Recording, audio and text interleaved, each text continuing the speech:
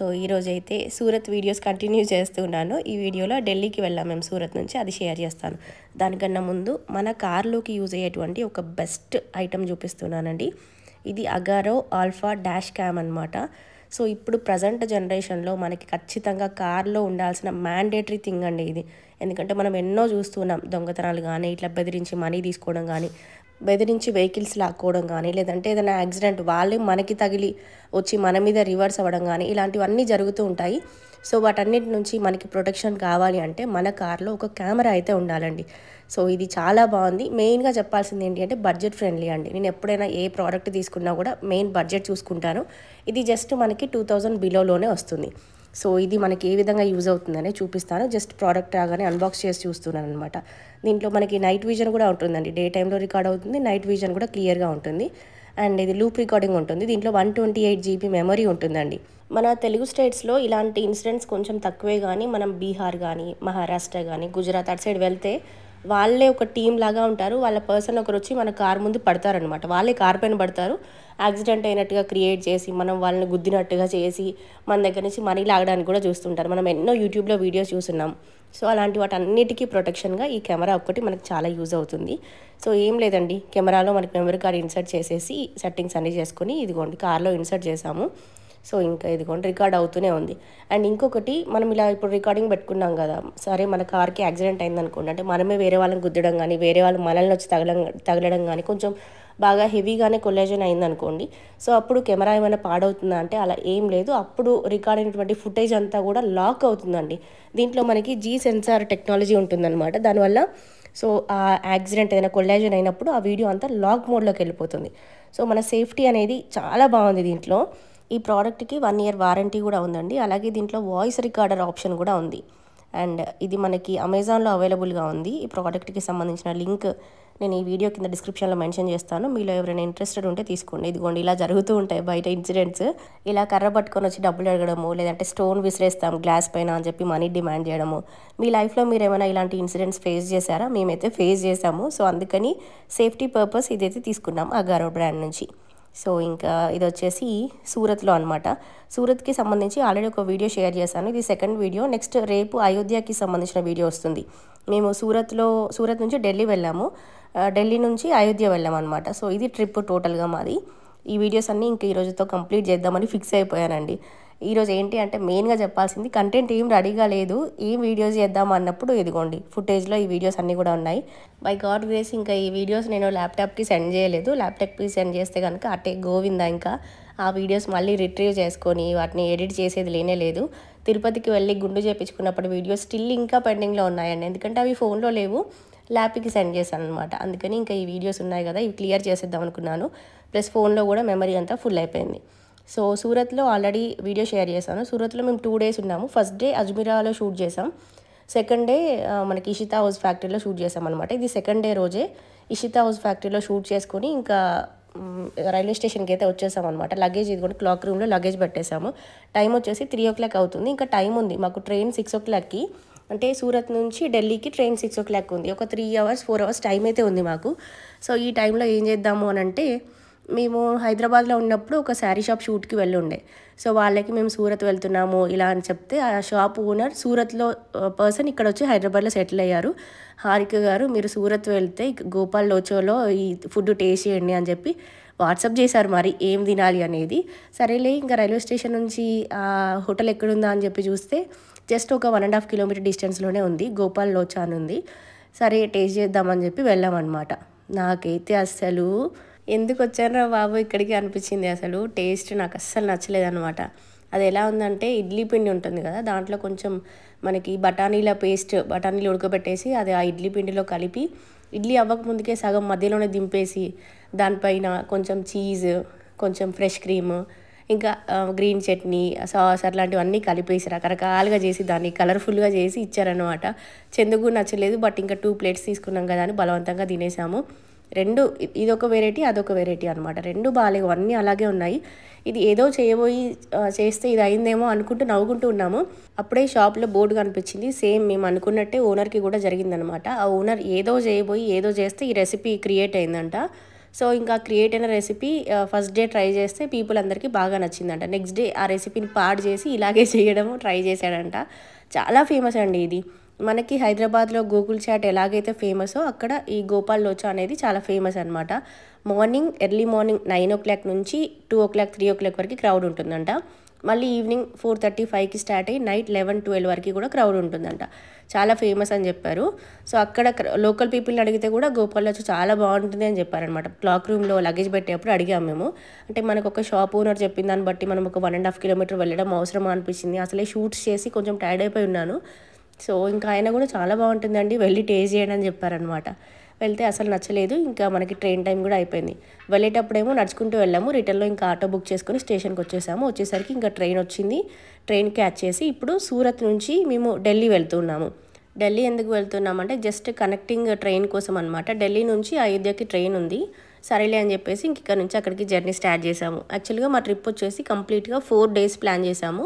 హైదరాబాద్ నుంచి evening 4 train catch చేసి start అయ్యామన్నమాట. Next day 10 సూరత్లో దిగాము. ఎప్పుడైనా సూరత్కి ఇంతవరకు ఫ్లైట్లోనే వెళ్ళాం, ఫస్ట్ టైం అనమాట ట్రైన్కి వెళ్ళడము. ట్రైన్ జర్నీ నాకు అస్సలు నచ్చదు, నాకు ట్రైన్ జర్నీ అంటేనే పడదు.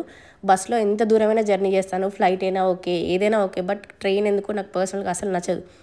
ఇంకా ట్రైన్లో మేము వెళ్ళేటప్పుడు నాకు ఆపోజిట్లోనే మన సబ్స్క్రైబర్స్ కలిశారు. వాళ్ళతో మాట్లాడుకుంటూ, అంటే వాళ్ళు కూడా సూరత్లో షాపింగ్ కోసం వచ్చారనమాట. వాళ్ళతో మాట్లాడుకుంటూ అలా టైంపాస్ చేసుకుంటూ వెళ్ళిపోయాం. నెక్స్ట్ డే మార్నింగ్ 10 సూరత్లో దిగితే ఆ రోజు అజ్మీరా షూట్ చేసాం. ఆ నెక్స్ట్ డే ఇషితా షూట్ చేసాము. ఇది సెకండ్ డే ఈవినింగ్ అనమాట. సెకండ్ డే ఈవినింగ్ ఢిల్లీకి స్టార్ట్ అయ్యాము. థర్డ్ డే మార్నింగ్ 10 అట్లా ఢిల్లీలో దిగామన్నమాట.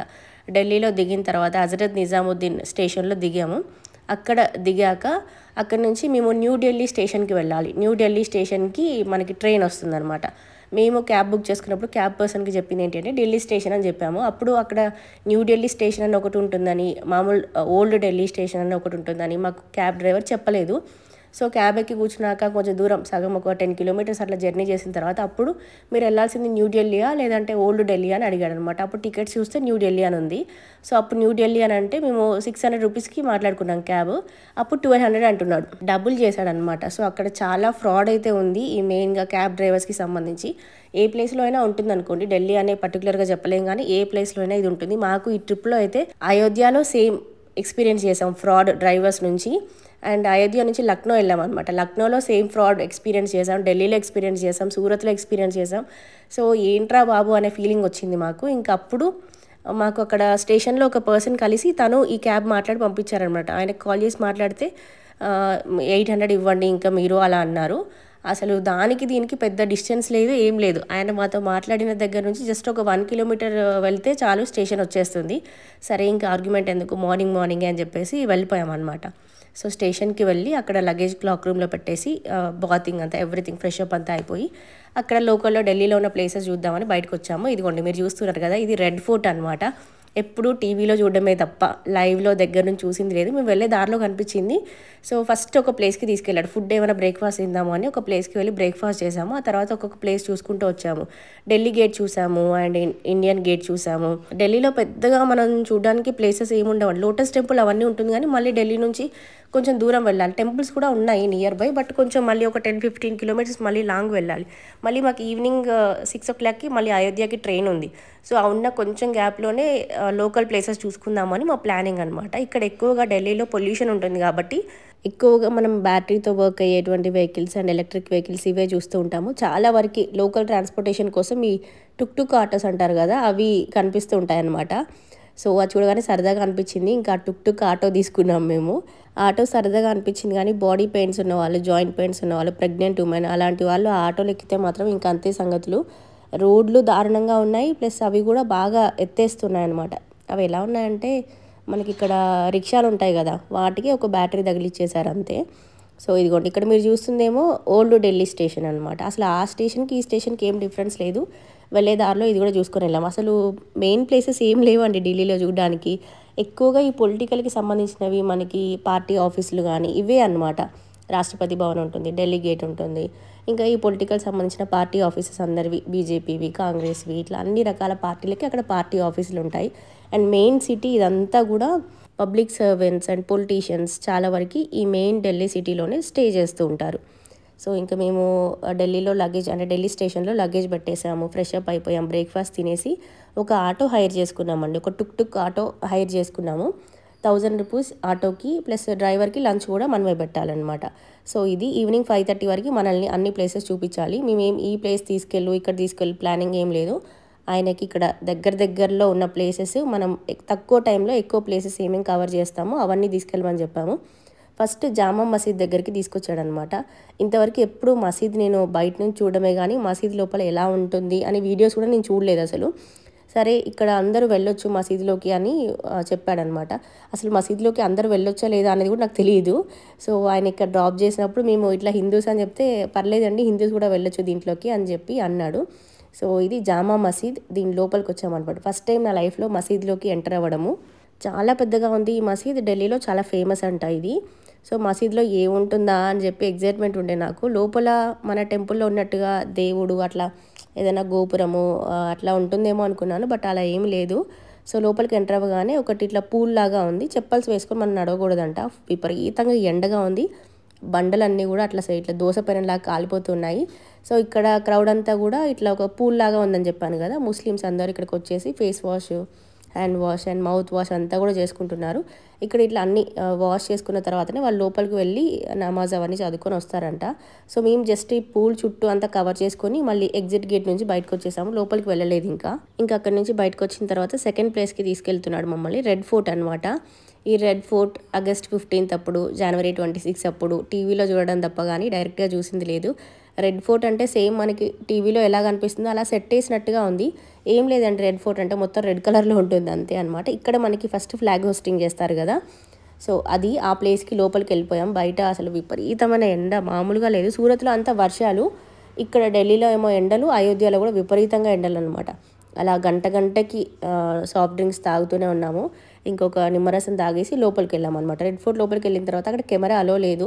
మనం షూట్ చేసుకోవాలి, ఫొటోస్ దిగాలి అనుకుంటే మెయిన్ ఎంట్రీ గేట్ ఉంటుంది కదా అక్కడ మాత్రమే అనమాట, లోపలికి కెమెరా అలో లేదు. మేము ఇంకా లోపలికి కొంచెం దూరం వెళ్ళేసి ఆ మెయిన్ ఎంట్రన్స్ గేట్ ఉంటుంది కదా అక్కడ కొంచెం అడిగి తిరిగాము. అక్కడ చూడడానికి పెద్దగా ఏం ఉండదండి, జస్ట్ రెడ్ ఫోర్ట్కి వచ్చామనే ఫీలింగ్ తప్ప ఇంకేం ఉండదు అనమాట. అక్కడ నుంచి బయటకు వచ్చేస్తే ఇక్కడ స్ట్రీట్ ఫుడ్ చాలా ఎక్కువ అనమాట ఢిల్లీలో, ప్లస్ హైజీనిక్గా కూడా ఉండదండి. మీరు కింద చూడొచ్చు, చెత్త చెదారం అసలు రకరకాలుగా ఉంది. అంటే ఒక ప్లేస్ గురించి ఒక ఏరియా గురించి ఇలా చెప్తావా హారిక అని మీరు కమెంట్ చేయొచ్చు, బట్ నాకు పర్సనల్గా అలా అనిపించింది అనమాట. లంచ్ కూడా చేయాలనిపించలేదండి. అంతా అక్కడే పాన్ పరాక్ అవన్నీ తిని ఊసేస్తున్నారు, దాని పక్కనే పానీపూరి, ఆ పక్కనే ఇంకా దోశలు వేయడం, అసలు రకరకాలుగా ఉంది అక్కడ అంతా కూడా. అంటే ఫారినర్స్ అట్లాంటి వాళ్ళు ఎవరైనా కొత్తగా మన ఇండియా విజిట్కి వచ్చి ఢిల్లీ విజిట్కి వస్తే వాళ్ళు ఏమనుకుంటారో అనిపించింది నాకు మెయిన్గా ఈ ప్లేస్ చూడగానే. మన హైదరాబాద్ మెయిన్గా మన సౌత్ స్టేట్స్ అన్నీ కూడా చాలా నీట్గా ఉంటాయండి. టెంపుల్స్ తీసుకున్నా, పబ్లిక్ ప్లేసెస్ తీసుకున్నా, ఏవైనా కూడా చాలా వరకు నీట్నెస్ మెయింటైన్ చేస్తుంటారు.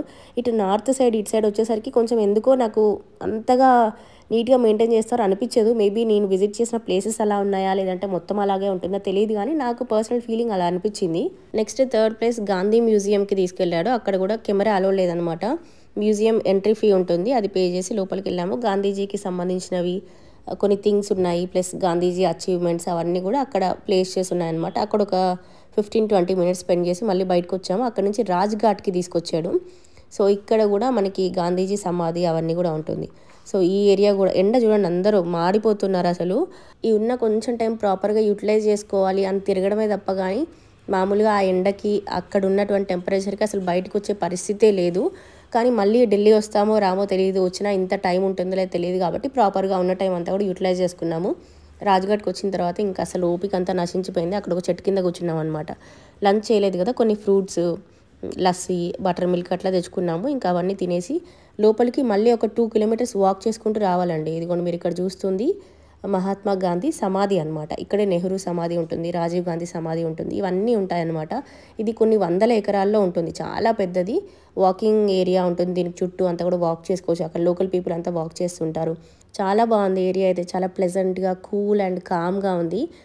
మనతో పాటు చిన్నపిల్లలు కనుక ఉంటే మాత్రం మనం ఇవన్నీ తిరగలేమండి.